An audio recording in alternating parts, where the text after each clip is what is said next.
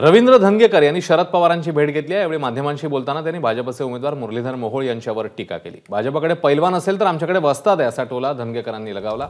तर पुण्यामध्ये पवारांच्या 6 सभा होणार आहेत अशी माहितीही त्यांनी दिली आहे। पवार साहेब 6 मतदारसंघामध्ये सभा घेणार आहेत आणि ते म्हणजे जिथे काय अजून लागेल तिथे तुम्ही मला सांगा आणि 6 मतदारसंघात ते सभा घेणार। हे क्षेत्र आहे जे जय बजरंग बलीचं क्षेत्र आहे आणि सर्वसामान्य पैलवान एक गरीब कुटुंबातले असतात आणि पैलवान हे क्षेत्र असं आहे की समाजाचं रक्षण करण्यासाठी पैलवान क्षेत्र आहे, म्हणून पैलवान हा सगळ्यांचा असतो।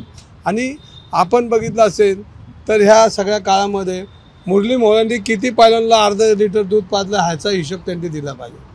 त्यांनी दूध कोणाला पाजलं तर त्यांनी व्यासला दूध पाजलं, त्यांनी कोणाला दूध पाजलं तर गोखलेंना दूध पाजलं, त्यांनी कोणाला दूध पाजलं तर बिल्डर लोकांना दूध पाजलं, त्यांनी आमच्या गरीब पैलवानला कधी अर्धा लिटर दूध पाजलं नाही। आणि त्यांच्याकडे पैलवान असले तर आमच्याकडे वस्ताद आहेत ना इकडे उभे। एबीपी माझा, उघडा डोळे बघा नीट।